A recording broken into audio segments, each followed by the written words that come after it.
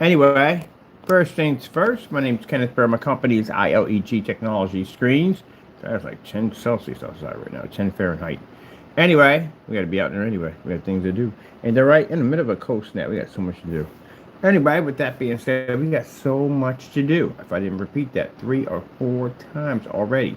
So anyway, a couple new ideas come to mind because again, I'm going to change the name of ILEG into something else because we need something that pretty much calls out all our products in one thing or one name. So we already got the name for that.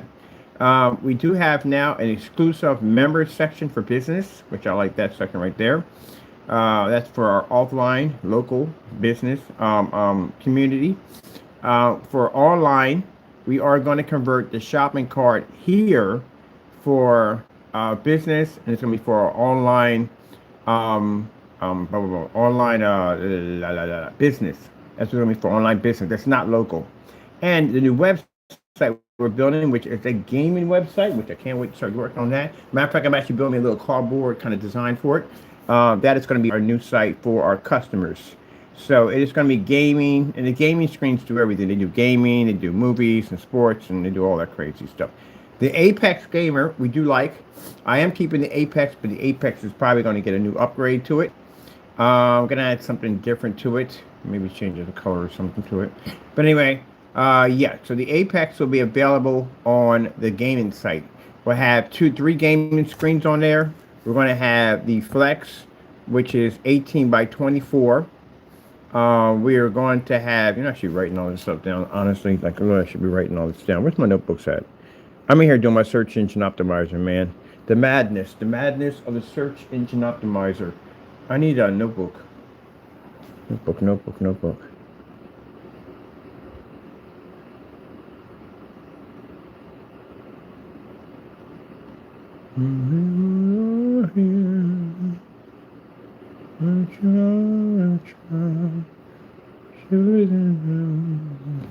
Him silver and gold. We will bring him silver and gold. All right. Now we have to write this stuff down because yeah, we got a lot on the plate. And I got 2 places I gotta be at for the ad tech. Start getting that ready. I got to start looking into some projectors too. So I want so many places we do give away free projectors. The mom and pop sometimes we give them free projectors, and or we basically show you how to hook the whole thing up, which is pretty easy to do because you can just mount it from the ceiling. All right, let me see. So we want to do. Let me see. We want to do. Let me see. New gaming website. New gaming website. Let's see. Can't tell you the name of the gaming website. I'm in the process of copyrights for that thing. Can't express that enough. Not to touch those things. Let me see. New gaming website.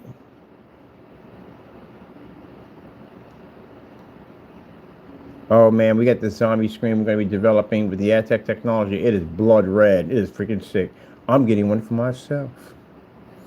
I cannot wait to get it. Sugar Plum Fairies, a new female gaming screen we got coming out for the girl gamers. Comes with free bobbleheads. Wish I could somebody do illustrated magazines. That'd be pretty cool. All right, let me see. Let's get that done right there.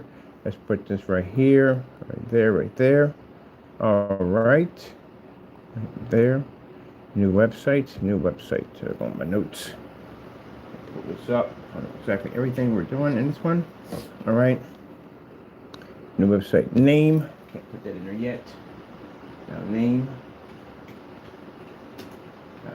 N/A. Bringing me some beta testers too for it. Beta testers. I got some hardcore gamers. These guys like really heavy platforms, big time gamers. I introduced what we want to do over here with the ad technology. They were like, bring it. We can't wait to see what you got. Oh, we got some gaming screens when we're developing. The gamer screens are much more advanced because they pick up a ton of color because that's what they're designed to do. So we do need a screen paint over there. We need 1 screen paint.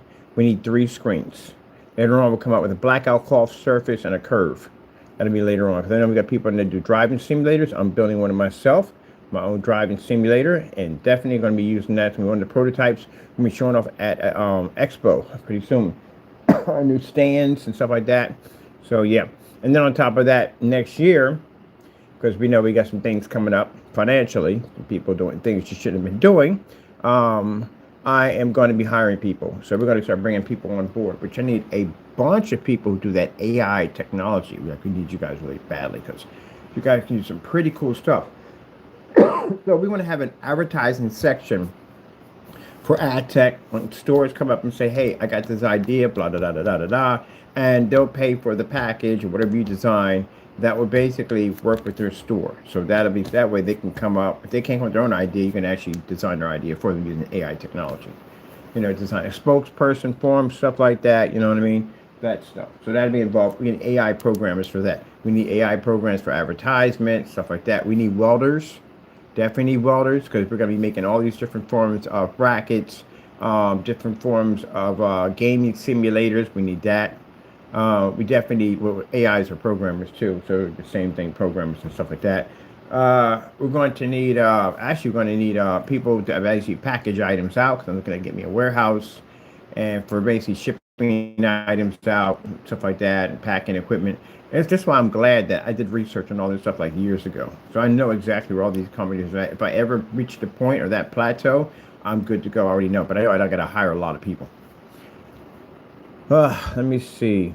Let me see.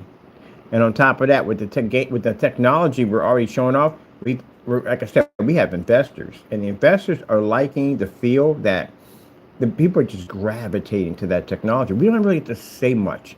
I just walk into a store. I wanted to buy a cheesesteak, and I just pulled the phone out, and I said, hey, look, check this out. And the guy was like, what is that? And he said, you know, we got to talk. We don't want from the cash register to sitting down. I had about a half an hour talk with this guy, and he says, yeah, we want this. How much would it charge us for these two windows right here? That fast, that quick. It's a commercial right through your window. You can't beat that. It's literally a commercial through your window. And I'm watching his brain, like they shut down and the brain just starts moving. And they're thinking at all the cool stuff they can push through that glass. Now he'll do 2 windows. Next you know, he'll do all 6 of them will be done. So when he asked me how much, I'm thinking in the back of my head, like, are we going to say the price that's the price we're asking for is a bit crazy. I mean, we could do it and still make money, make a profit off of it. So what are we supposed to ask for? And Laura's like, you're going to get $300 a window. So that's what we're getting, $300 a window. That's not a bad price. It's actually an extremely good price for anybody, for any company at $300 a window. Now, it depends on the size of the window and the surface you get. Because the panels come in different sizes. So at $300 a window, that is not a bad deal. And on top of that, the projectors that we have don't cost anything. We don't pay anything for projectors. So I can literally pay for the projector out of my own pocket. So for the mom and pops, we supply the projector, but for bigger stores, they get their own. At the end of the day, they usually get their own stuff. They usually want 4K machines and all that stuff running through. Like, you really don't need all that. Like, it's unnecessary. But yeah, we gotta have it. We gotta have it. Like, you don't need that. Spending all this money for nothing. It's the same thing I went through when I was over at the Smoke Lounge. They want to spend $6,000 for projectors. Like, no, we spend $6,000 for projectors. That's too much money. We do it for like $400. Actually, less than $400. We're supposed to be doing it at $100, but he found a good deal on eBay. Sorry about that. I told him the projector, what to get in the model, and he found one that had a deal where a guy had 2 of them that he was doing for roughly $400. He said, what about that? I was like, yeah, it's actually the same machine I got in the house. That'll definitely work. He got for $400. So imagine the $6,000 wallet compared to a $400 spend for a screen at 150 inch that read through a window. And again, like I said, you got people with $3,000 ultra short throws and you can't even open up a window without your screen disappearing. Yeah, there you go. That's why the AdTech technology is going to be great for customers and stuff. And then the new company we're building for our gaming community, in mind, you can use this for home theater application. You can actually apply it to the ceiling, apply it to the floor, all that stuff. It'll do the same thing it has. But for the gamers are different because they pick up a much higher color level. Other than that, we're going to have customized screens for here, only for here, for this unit here, and then the store screens will be something people who are going to do business online are different because we can do that. We can actually make multiple versions of technology and not worry about it clashing with each other. So That is going to be great. So let me get my screen sizes here, what I'm going to need. So we got new gaming website we're going to be building. And we're going to need, we got 3 types of screen. See 3 screens. 3 screens here in all caps, buddy. All caps. 3 screens! 3 screens. 3 screen sizes. Sizes. Got the S in that one, you know, right? Keyboards on the other side, buddy. Yeah. Sorry, people. These sizes. So we're going to have the 18 by 24. That's the one I had in the window for advertising. Doing for demo screen. We're going to have 24 by 36. That's the big one over there. That's what the size of a 40-inch TV. By 40. That's the panels. 40. No. 36, buddy. How about 40? 36. And then we're going to have, for the store, we're going to do 48 on that one. 48 by 48 is going to be, it wouldn't be good for gaming, because 48 by 48 would be a 16, no, it'd be a 4.3 screen, because it's 48 by 48. Anything 6 by 6, 8 by 8, 10 by 10, 12 by 12, even numbers matching even numbers, that means you have 4.3.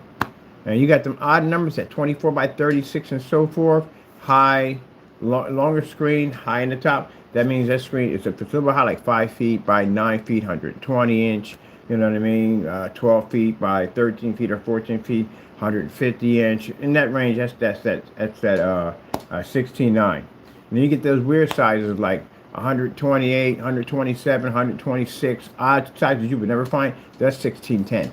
Those are 1610 sizes. And then you get screens that are actually at 4 feet by 20 feet. That's a 235.1 aspect. What do you call it? Anamorphic setups. That's why I said in this field, like people say, I want to go into screen painting. You got to know all this stuff, man. You got to know all the aspect ratios, different sizes, customization. You got to know all this stuff, man. You can't just go in there and just splash some paint up on a wall with a freaking ultra short throw projector because, you know, you're cheating the distance throw test. You can't do that. You got to know all that information. Measurements you're going to have to know, because you're going to run into some weird size screens at the end of the day. It won't fit, but what do you think will fit in there? And you have to know how to build screens. That's another thing you have to know. You're going to have to build screens from the ground up, because a lot of stuff you're going to be doing is customization. So if you have never gone out and built screens, then you got a problem at the end of the day.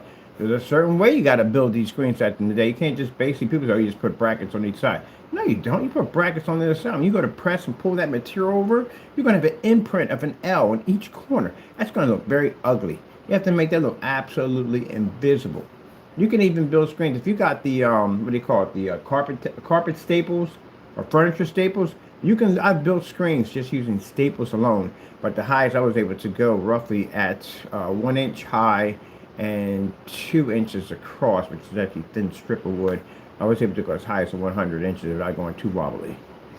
But yeah, you got to know all that stuff. If you've been basically just to a fixed frame screen and that's all you've been doing, you're in a lot of trouble because you don't know jack. You're in a lot of trouble. So yeah, you got to know customization. Then on top of that, you got to know the metric system. That's something you're definitely going to have to know, because again, you're going to be dealing with companies overseas, customers overseas. One guy said, I like to have 2 tens. I'm like, 2 pints. You got to know all that stuff. So it isn't just easy to just slap it on some paint. Then on top of that, you got to do tons of testing. They don't like to hear that word. Testing.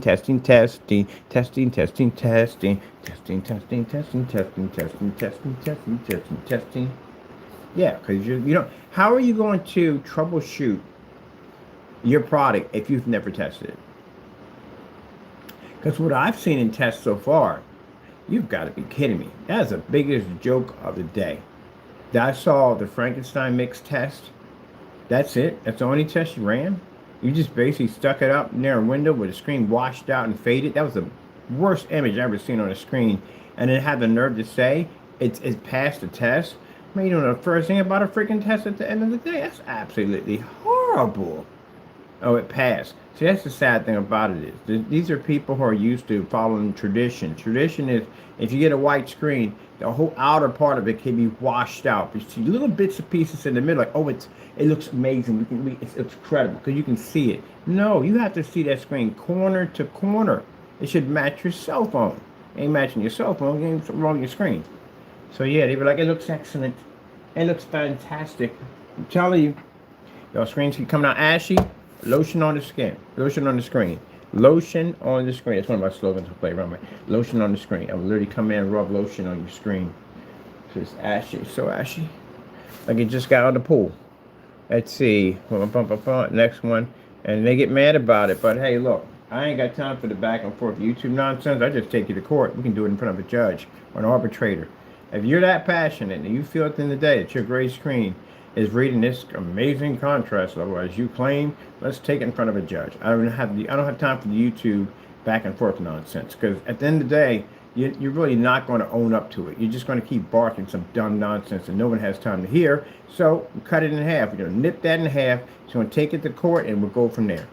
Now, if you don't want to take it to court and you decide you want to back down, then guess what? You need to pull every single video down, every comment you made, go to your website, pull all that down, anything, information you put in there about reading black.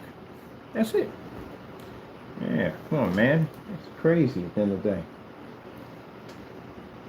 They're like, I read black. I read 100% contrast. No, the freak you don't. Even the judge is going to look at you like, really? Let me get this straight. You waste my time. Not me, I'm talking to you. You waste my time knowing darn well that that gray screen can't read black, to come in here to carry it this far. Like, really? He might hit you with something at the end of the day. I would. Wasting taxpayers' time on some dumb nonsense because you think your screen actually reads black. Poppycock. Absolutely bollocks. Bollocks, I tell you, absolutely bollocks. I mean, imagine if we be in court like in England, like he thinks his screen reads black. Are you crazy? Black. How does your screen read black? It's not even black itself. How is it even possible? Oh, he must be bewitched. He must be bewitched. I do say he is quite the crazy one. I say completely loco. Oh, loco. You think he's loco? I think he's absolutely crazy. He literally told me the other day that his screen reads a 100% black level. Can you believe that? That just sounded absolutely crazy. I saw you drunk with spirits. How much did you drink today? You said you had your fill of your party drink out the other day. And be like, no, my screen reads 100% contrast level. I tell you, gentlemen, I do tell the truth. You tell nothing but lies, I tell you. There's no way in the world that screen has ever seen any form of contrast level whatsoever. Oh, this is what we do. We'll go to the magistrate to us, settle it there. And therefore you'll see that the man here is nothing more than a liar and I'd say a very bad storyteller at that. And you get crushed in that courtroom. Harry. Today we have two gentlemen here having quite an interesting argument. One actually claims that the screen reads a 100% black level, the screen is gray. And the other one has a screen that is 100% black. Those of you who think the gray screen actually reads 100% black, rate yay or nay. Everybody's going to sit there and say nay. There ain't no way in the world. There ain't no way in the world. And I think your punishment should be for wasting everybody's time on coming in there, and they should take you and put them in the stockade. Yes, I shall teach them to tell lies, Dada. May the children pelt you with fruit. You dirty scoundrel. Slap you. You're like, oh.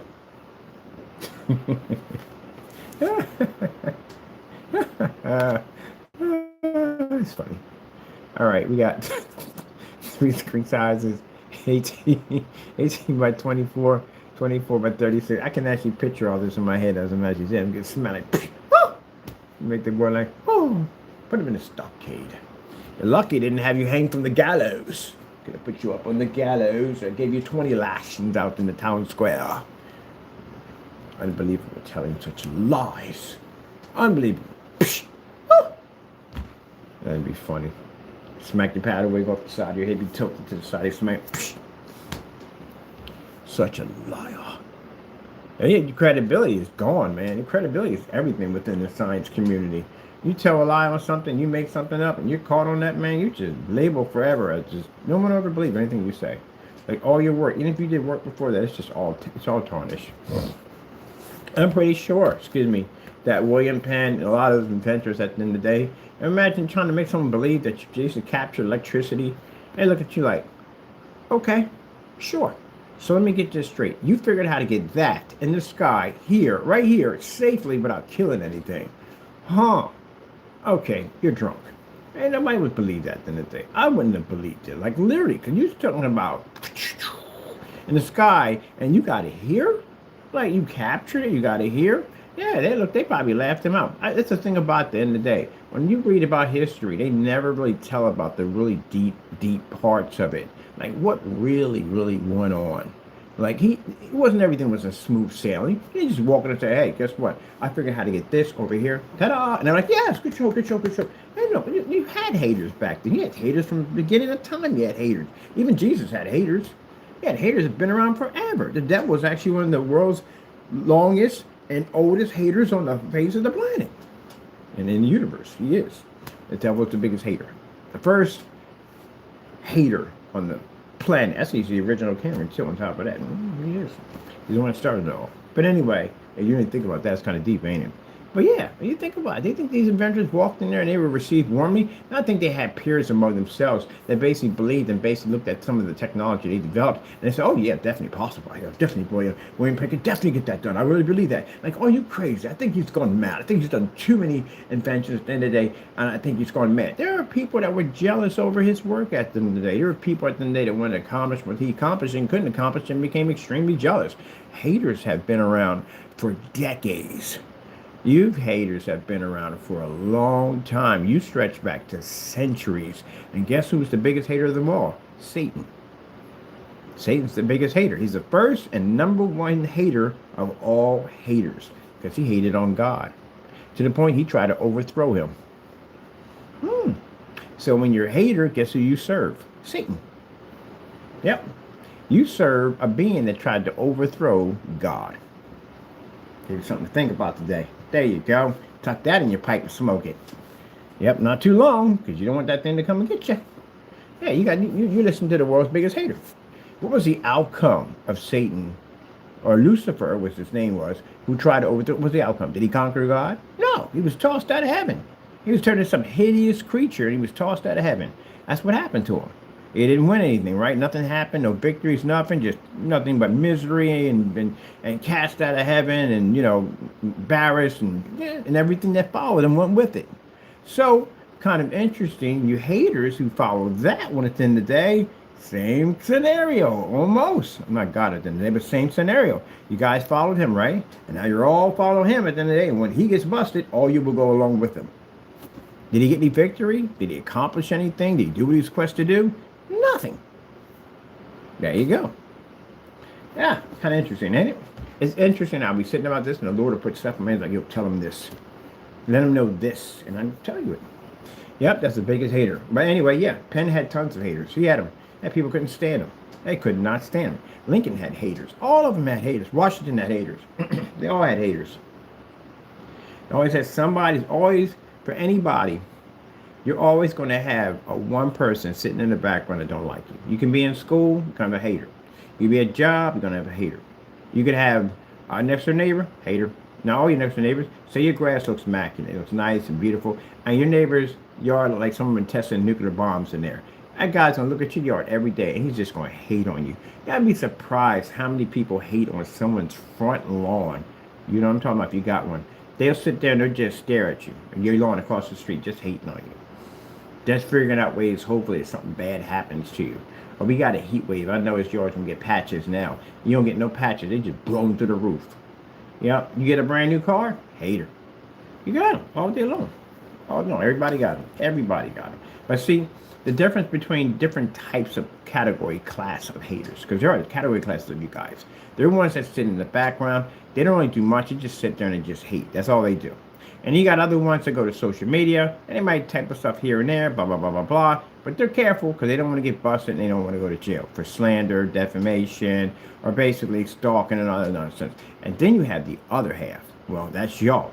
The ones that do everything outside the book. You break all the rules, you break all the laws.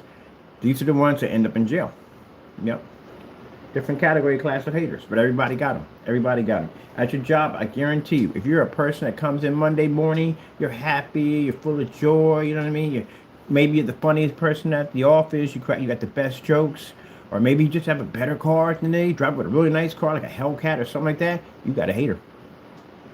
You got somebody staring off in the distance hating you. So you haters have been around for decades. Like I said, even Jesus Christ had haters. So isn't that interesting? So when you're a hater, just remember where you descended from. You descended from a long list of haters down through time. You were even there, your descendants were even there when they were hating on Jesus Christ, and you were even there in the beginning of time when Lucifer tried to overthrow God. There you go. So your outcome is never good. Let me see. Sure Penn had haters. He had a lot of freaking haters, and people couldn't stand him. They were just waiting for him to fall and crash and burn. And then when he discovered electricity, then what happened? At the end of the day, the little hater just left the room. Then look what happened. What happened when he discovered electricity? Oh, I bet you that hater in the back that was hating on Penn, like, oh, look at him. He's just so smug at the end of the day. He just thinks he's better than everyone else. No, he don't. He's just a guy who just invented electricity. He was a Christian at the end of the day. He was none of those things. But to the hater at the end of the day, he is all those things because the hater don't like him. The hater can't say, oh, fantastic job at the end of the day. That is excellent. Understanding that the discovery that he just discovered now makes your inventions function in different levels, allows you to be able to prosper and to be able to grow and to do different things with that technology. It keeps advancing itself. You know how many times the light bulb has been reinvented? There you go.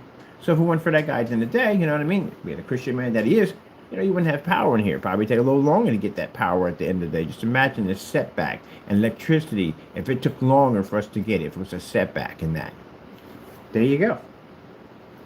You'd be outside driving the vehicle by swinging a lantern out your window, like, hope someone sees them smacking someone else's car. But I thought that was quite impressive right there. We don't need you. I thought that was quite impressive when you think about it. He had all haters, a lot of haters. And he would come in and he would show off that he did discover electricity. He went out there with a kite and a copper line, which was crazy as I don't know what. But yeah, he went out and did all that. And he discovered the electricity and then electricity. And then after that, you know, the haters were sitting like, oh, I can't stand him. I can't stand him. Every single time, every invention on point. Does he not have any failures? He's a Christian. Majority, most of them were. You know, that's the time where, you know, America was based off Christianity. Because, you know, it started off for you people at the end of the day who want to remove Bibles and you want to remove monuments, anything that had to do with God at the end of the day. You know, those people at the end of the day, oh, you can't have the Bible, 10 Commandments outside of what you call that's a violation against my what is it, my religion or my whatever it is that you have, and I don't know what it is, but it's a violation at the end of the day. But yet, when you're on an airplane and one of the wings pop off, you're the first person in the middle of the aisle praying your brains out. You want nothing to do with God, but you want something to do with God now. Yet, this country was based on Christians at the end of the day. You see your money, what it says, in God we trust. It is based off of it. I remember a time when we used to pray in classrooms. Pray in classrooms. Yeah, they don't want that in there now. Oh, no, you violated me. So you got violated because somebody prayed in that classroom? Really? We call those town criers. You know, they put you on a horse, give you a lantern, let you run through, say the British are coming. That's you. Anyway, so that's all you're good for. Just run in, just alert, little horn, stick you up on top of a pipe, give you a freaking bullhorn. You see something suspicious, just scream and yell. You're used to it. But this country was based on Christians. And newsflash, for the people who don't like to see the 10 Commandments outside of a church, the world belongs to God. And when you pass off the earth, God forbid it's not soon, but when you do pass, and you will, because we all got to leave sooner or later, you'll get a chance to see the Almighty. And you can explain to him at the end of the day how the 10 Commandments that sit outside a courthouse violates you. That'd be interesting. Watching you have conversation with the Almighty, the beginning, the end, the Alpha and Omega, about how His rules, not yours, not yours, His rules violate you. You know He made you, right? So He didn't. Yeah, but He did. So, Spirit goes back to God because you're on borrowed time. Remember, it goes back to Him. You borrow something from me, I want it back. So again, it's the same thing. And your body goes back to the primal earth from which it came. Adam and Eve were made from the dust. That's why if you look at man, man has one less rib than a woman, because woman was made from a man's rib. That's why our name is woman. I get that so many times and so they no, that's not true. It is true. Feminists get upset about it. It's true. It's true. Woman. You want to change that now? How are you going to change that? It's not even going to work. Woman. And they'll get mad at me on my channel. Like, no, it's not true. Well, look, here's the thing. Don't argue with me. Don't even bother with me. You're going to leave this earth, right? One day, your time will come and you're going to leave the earth. You're not going to be here forever. It's virtually impossible. And when you leave the earth, and you will find out about the next life, whether it's real or not, you will also find out when you bump into God, if you get a chance to see Him, you don't bump into the other one first, because there's another one over there too you do not want to bump into. But if you get a chance to speak with God, if you get that opportunity, then you can explain to Him how your opinions were right and His is wrong. Mind you, He has the keys to heaven and hell. He has the ability to bring you back in this world, and He has the ability to take you out of it. It doesn't sound like you have a lot of power. Someone that controls that type of power of life and death. But you can have that nice conversation with Him. If you get that opportunity, He may just deny you and say, I don't know you. Who are you? And if the other one pops up and He does know you, that is not a good sign. I was looking at something about where do sinners go when they die. One of the things I was looking at and researching, and yes, it is true. You do go to a hell. There's a hell. It's a waiting room. It's a place of torment and pain, of extreme suffering. It's not actual hell, but it's like a waiting room for Armageddon. So you're there. To imagine if you lived somewhere in the 12th century and you were a person that murdered people, right? And you die and you figure no one's caught me because, they don't have the technology the other day to catch people. You know what I mean? They caught people, but they got to catch them red-handed. If somebody was out there killing people, you would never even know. Because no one's going to really find, find bodies. They're not really going to find anything to tell you the truth. Because we don't have that kind of forensic and all the DNA testing and that stuff doesn't exist. So there are a lot of serial killers. There are people that murder people for the sake of just murdering because, I don't really get in any trouble for it. Now, if you're someplace where there's a lot of witnesses, like, Wild West, somebody walks in, gunslinger, and he kills a guy over a card game, they may let that one slide. Let it slide. You walk out, give him his guns, say he cheated. That's a good reason to kill a man. That's how it was back then. And maybe he went to another place and he shot 2 people this time, right? It is now getting kind of suspicious. And it's 3 and it's 4. It takes probably about 3 or 4 bodies to drop before they start really getting involved. Like, you know what? This guy is basically killing people at the end of the day. I mean, literally, mind you, he's killing people. It depends on how good the gunfighter is. He's a professional. Now you got a problem on your hands because no one's going to challenge him at the end of the day. Because, again, he's going to take your life. He ain't going to wound you. He's literally going to take your life. So not too many people are going to challenge it. You got to bring another gunfighter to fight another gunfighter. What if he kills him? And yes, he goes back and forth. And even for the gunfighter himself, there's also a challenge for him because sooner or later, he's going to bump into somebody better than him. And he's going to lose his life. See, it's a little interesting thing that goes back and forth. But anyway, long story short, before we got into all that, the bottom line is this gunfighter killed 16 people. And no one saw it. Now, if he did it in a town, people saw it. There were witnesses. Sooner or later, he's going to get a bounty on him because enough people saw him killing him. But if he was doing this stuff and nobody knew, you walk upon somebody camping, throw them away, take all their stuff and go. Ain't nobody going to know about that. There are tons of claim jumpers in the California gold rush that got murdered and nobody knows nothing about it. It's not even in the history books. It's not even there at all, period. So with that being said, these people literally thought they got away with it. And they'll sit back and say, well, it's shacks somewhere, they're old and last of their years are kicking in and they're passing off this world and thinking, killed a lot of people, man. A lot of people. Never got caught. Never got prosecuted for it. I am going to get away with this. And they'll laugh and fall asleep. And then they'll wake up in purgatory. They'll wake up in a place of extreme pain, torture. This is what nightmares are made of. And that person will scream and scream and scream, and no one will hear you. No, God don't hear you. Nobody hears you. Nobody in heaven hears you. You're in your own personal place of torment until it's a waiting room until it's time for Armageddon, to where the devil is cast into the lake of fire, which you'll be transferred to. You imagine that you're in a place of extreme torment, and it's just a waiting room. And imagine if you did this in, let's say, 12th century. You have been there since the 12th century till 2026 in torment and pain. That is not the way you want to go. So who goes there? Sinners, unbelievers go there. Unbelievers, sinners, they go there. And again, as I told you before, there are two types of sins. Well, actually, one's actually the most dangerous sin of all sin, which is basically considered to be pride. That's what causes the devil's downfall. Or Lucifer's downfall. The devil was transferred into that. But anyway, the two types of things that are unforgiven: blasphemy against the Holy Ghost, and the other one is suicide. Those are the two sins that are unforgiven by God. Now, it's funny how people at the end of the day who rant about this, you don't read Bibles. Right there, it says right there in the book what it is. So, if you have not picked up your cross, and again, you're on borrowed time. Right now, you're on borrowed time. See this box? You're on borrowed time right now. Any given day, you can go.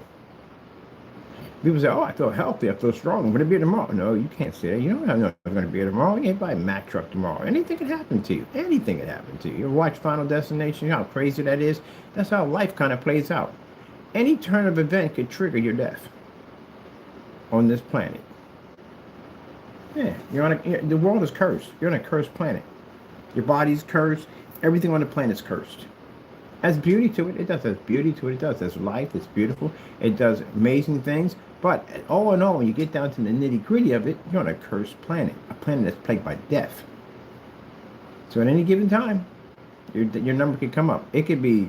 That's what I find fascinating about Final Destination.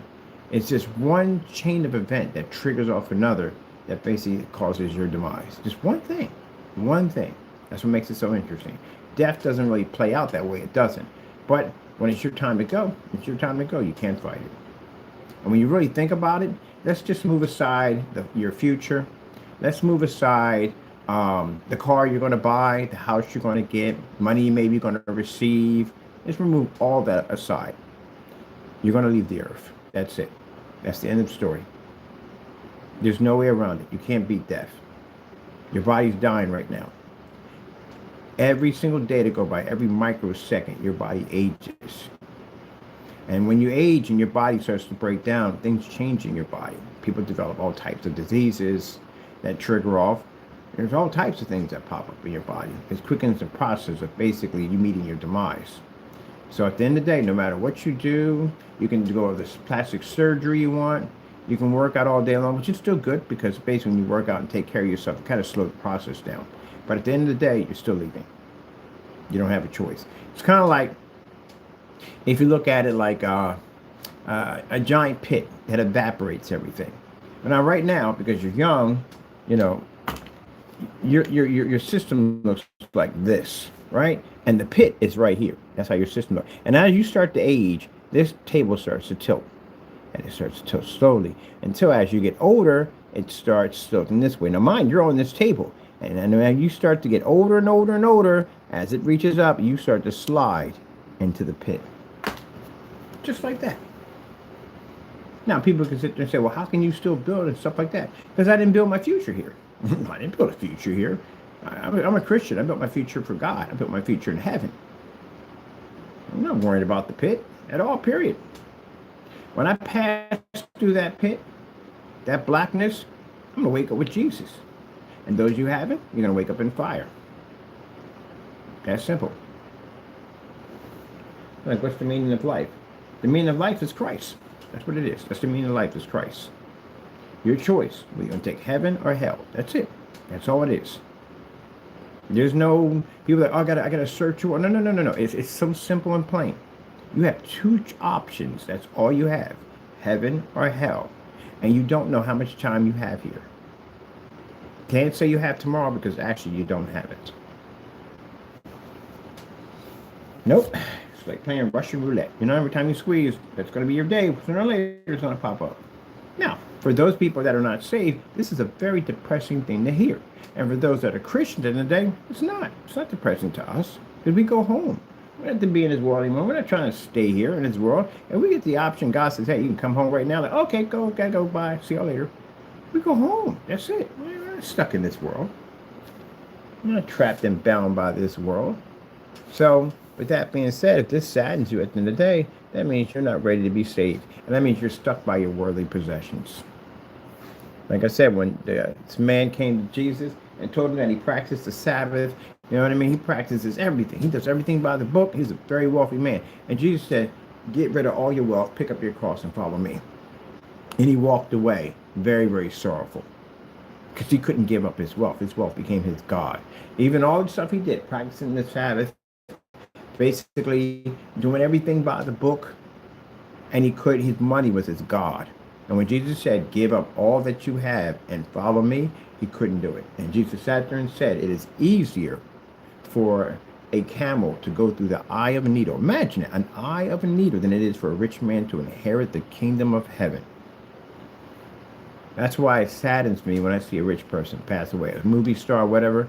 How far had they been away from God at the end of the day to end up in that situation? And that's Satan's job. Satan's job is delusion. His job is to basically to keep your mind occupied in other stuff at the end of the day, to keep you off the path, to keep you away from God. Let's put as much, when you start off, you have no clutter on your table, right? You have nothing cluttered on your table, you can find everything pretty easy, right? You find your glasses, you find your ink pen, very easy. But as the table starts to clutter up, you can't find stuff anymore. You're searching through stuff like, I knew it was here somewhere, like I can't figure out where it's at.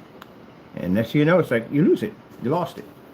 That's your salvation at the end of the day. Satan will put all types of obstacles in your way to make it harder for you to see what you are truly looking for. I'm telling you, people, life is extremely short. I tell that to young people all the time. I remember being 5 years old digging in my bucket, and now 5 years old digging in a bucket, and now I'm 57 years old. Time moves extremely fast. Sooner or later, this conversation I'll be sitting in a senior citizen home, and after that, I'll be gone. I don't count the days like I have 3 more years here, whatever. No.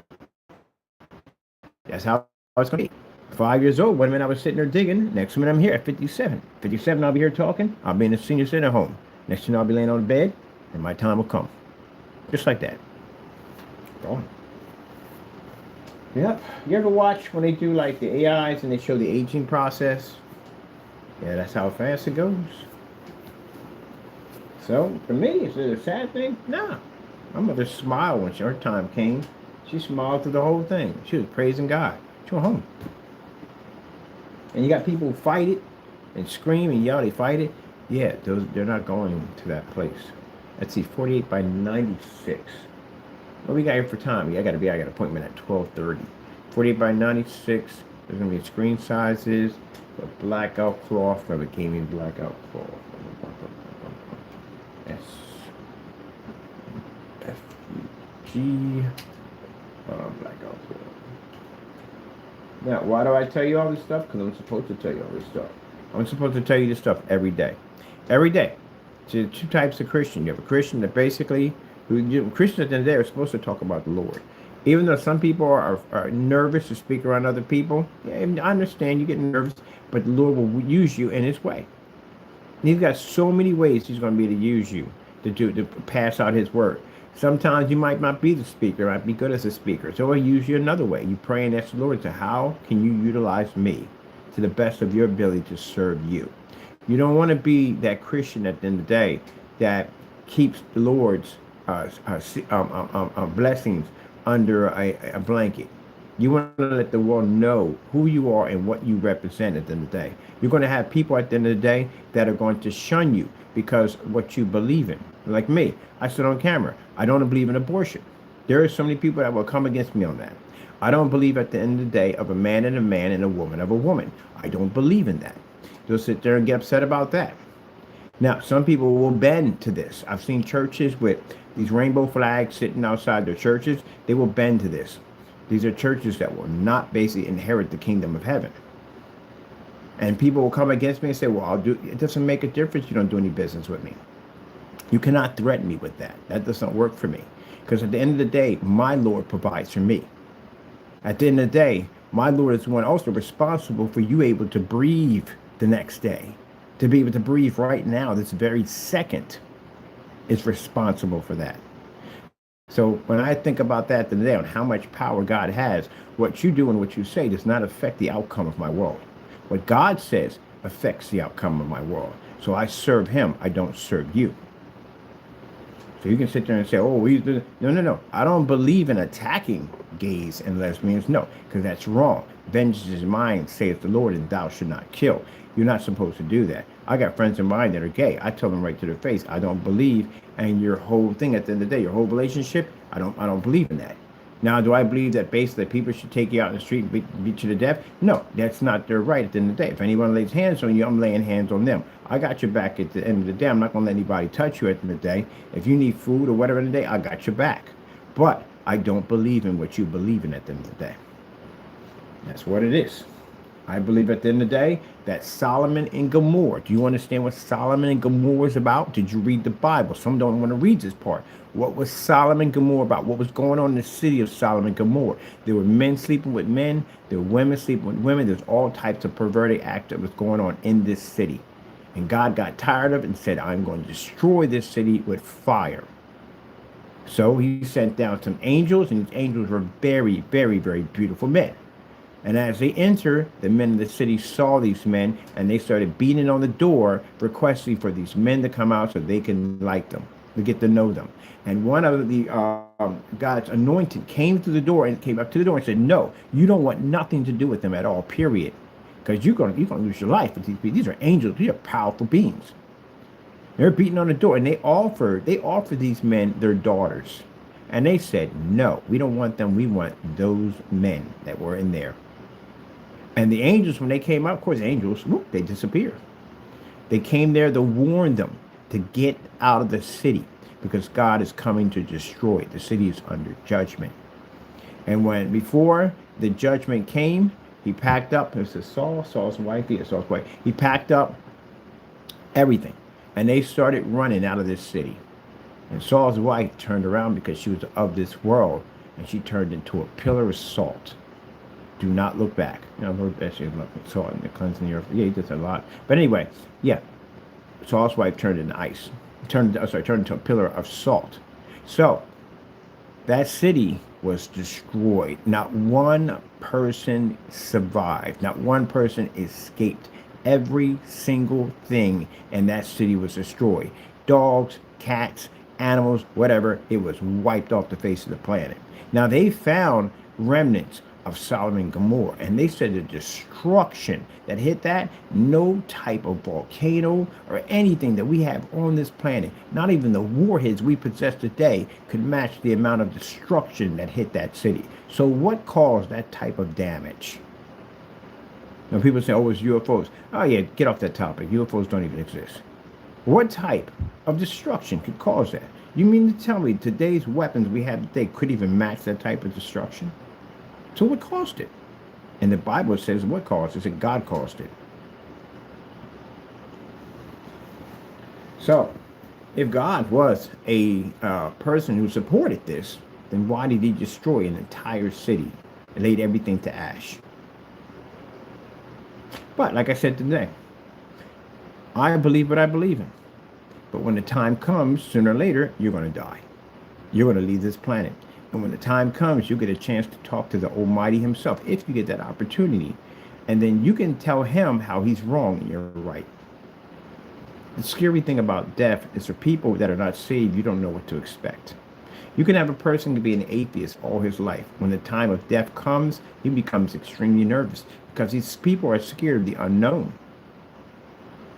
People are terrified of the unknown. And that's something of what you've heard for years and years and years about the devil and about hell and about all the things that go on. You do not want to be wrong about this.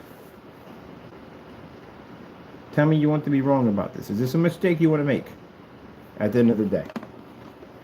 Let me put this on AC. You want to be wrong about this? You got hardened criminals that go to death row and they're about to die. You're about to get them lethal injection. You know what they do? They call for priests. You know why they call for a priest? Because they pray it's enough. It's enough to get them to the next life. They don't want to go to hell. They're scared to death. Not one person laying on the table that you're a psychotic serial killer and you just ain't there mentally altogether. But other than that, the average human being, when it's your time to leave this world, you are going to be scared to death because you don't know what's waiting for you on the side. Christians don't have that problem. We already know what's waiting for us. See, technically, when they say that you're going to die alone, you don't die alone when you're a Christian because Jesus is there to usher you through. You die alone when you're not a sinner. When you're a sinner, you die alone because Jesus is not there to usher you through. That's why my mom smiled. She smiled. She was happy. It's the happiest. I've seen her happy before, but she was very happy. You mean to tell me someone's brimming with tears and happy and praising God and they're about to die? She wasn't even fighting. She was happy to see Jesus. She saw God's face. Or Jesus' face. And then later on she would see God. She was happy. Most people fight it. They fight every bit of it. Yeah. They don't like what they're seeing on the other side. They're trying to get away from it. So, yeah. There's that, people. So when you sit there and say it, why does he talk about this? I talk about this because I'm warning you. My time will come. I will pass off this earth. I will go see my Lord and Savior. I will see my mother again. That's what I will go and do. I'm warning you because if you're not ready to go, then that's it. And if you did pass off this earth, then at the end of the day, you will be there in that place forever. So it's my job at the end of the day to tell you about what's going to happen to you if you don't get saved. Just like every day when I sat there and waited for a bus to go see my sister's house, I heard a man preach on the corner every single day. Every single day. And it's kind of like he was talking to me. What did I do? Put my headsets on and block it out. Put my headsets on and block it out. Put my headsets on and block it out. Walk past the church, they'd be like, hey, you should come to the church, so-and-so and so. Nah, I ain't got time, busy, so-and-so and so. Da-da-da. We all go guilty of that. Over and over and over again, until something happens that dramatically changes your life. Sometimes God will put things, if God is really chasing you at the end of the day, there are things that are going to happen to you that are going to alter and change your life in a way that is the only choice is through him. That's why I said these men at the end of the day are about to go through a crossroad. God is giving you an option. I would take it, trust me. I took it. I'm out here today telling you the same thing. So what do you know at the end of the day? I did it already. I was in the system already. I know it already. Let me see. Black. Let me see. That's it. We're going to make a new screen paint. Are we going to upgrade to Apex? Let's say upgrade. What time we got? Watch that Tornberg. You got something to do today. Let's see. Upgrade.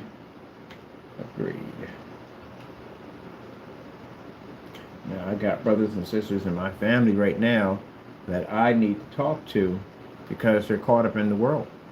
They're caught up in the possessions of the world. They're caught up in their money. And they don't see it. Satan is blocking their vision to keep them occupied because Satan knows you can't be here forever. He already knows that. Satan has immortality. And he's going to die. Yeah, God's going to definitely kill him. He's definitely going to go in the lake of fire. He's going to be tormented. But Satan is still a powerful angel. Well, not angel anymore. He's a fallen angel. He has immortality. He knows you don't have immortality. He knows it from the door. You ever watching basketball where they run down the clock? They do it on purpose. So if they make the shot, whatever happens, they still win. And they just pass the ball back and forth, Take their time, slow and run it down. Maybe they might get a 3 at the last minute, just to basically run the time down. That's what Satan does at the end of the day.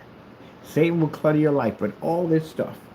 He'll just stack stuff on the table. And not only is he stacking stuff on the table, he's bringing problems with it. I'm going to get problems with this problem and problems with that problem. Let me clutter your tables as much as possible. And each one of these items is going to come with problems. And those problems come with problems. So he can keep you constantly occupied. Because he knows that you don't have forever here. And next you know, you turn around, you're in your 50s. And that table gets junkier and junkier until God puts you through one of those crossroads. He gives you that opportunity, gives you that blessing. Yep. Man. Okay, let me see. Galette. Galette. Let me see. Now you're gonna do. Hmm. We got screen sizes. Blah blah blah blah. Blah. We're gonna do. Apex. Do a new Apex on there. We're doing new Xbox, new screen paint, new screen paint, new screen paint. Screen paint. So it's my job to tell you these things.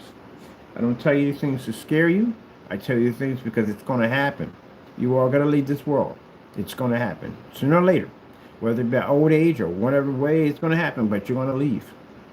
You think about, when I think about these stars, like the guy from the Cosby Show, you know, he probably thought he was going to pass off this earth of old age. He would have never guessed in a million years he was going to pass away that way. Never guessed in a million years. He's going to die that way. If he had known he was going to die that way, that man would have never stepped foot in an ocean anywhere at all. He just wouldn't have done it. Most people do believe they're going to pass away at old age. Only the blessed. Only some people, some people that are not even saved, if you're able to even pass away at old age, you are still blessed. Because at the end of the day, your lifetime wasn't cut short. Some people live to be 90. Some people live to be 100. Dick Van Dyke is 100 years old. 100 years old. But it'd be all for nothing if he wasn't saved. So very few people, let's say very people, but some people in this world are just not going to die of old age. You're just going to be in one of those situations where it's just going to happen that way. Like I said, flying on a plane, and for some reason, engine problem, some reason the wing detaches, or even worse, the whole section of the plane blows out and you're out in the seat somewhere. Yeah. And you really thought you were going to die of old age, and it didn't happen that way. There are people right now in hospitals right now fighting for their lives who thought they were going to die of old age. There are people been at the wrong place at the wrong time, thought they're going to die of old age. It's not, it's at the end of the day, it's not written that you're going to die of old age. You can go at any given time. You can just be at the wrong place at the wrong time, and it just happens. Now you say, well, I'll never leave the house. Well, it's not a house ain't exactly the safest place to be at. As a matter of fact, the house is the most dangerous place you can be at. Kitchen, bathroom, all that stuff is a dangerous place. You can even fall down the stairs and die. You're just going to make me paranoid. No, you're not paranoid. People, that's why we're not paranoid. We put our faith in God at the end of the day. You know, God prolong your days on the earth. God will give you good health at the end of the day. All those things. When people sit there and understand, you got to understand, look, there are things that you do to shorten your lifespan. Overweight, shorten lifespan. Smoking, shorten lifespan. Drinking, you can drink, but you don't drink to the point where you're drinking every single day, killing your kidneys at the end, they're killing your liver, all that stuff you're damaging. Too much of anything is bad. You can have a glass of wine here and there. You can have that. But if you're drinking to the point where you're killing off 2 or 3 bottles, you know this is wrong. Even a bottle, that's wrong. So there are things you still have to do to take care of your body. You know,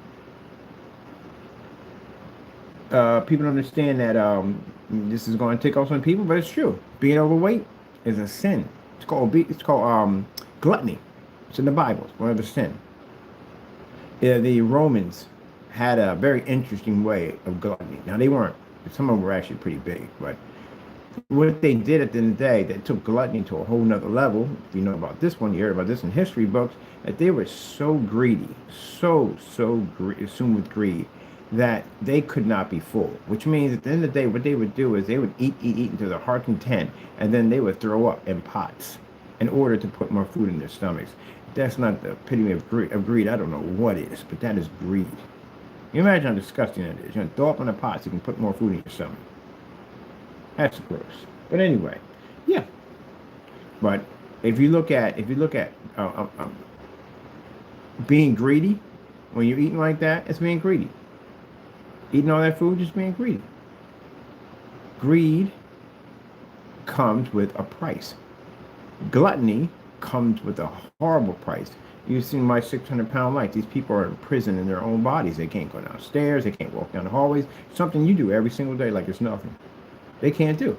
You know, walk out the door, walk down the stairs, go up the street. They can't do that at all, period. They're trapped inside a house. They can't go anywhere, trapped inside that body. I find it, one part I find quite shocking, and I still can understand this one. How do they not have heart attacks?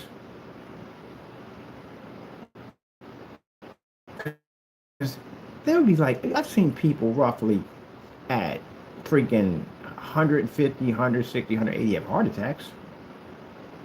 I've seen people jog, work out, and take care of themselves have heart attacks.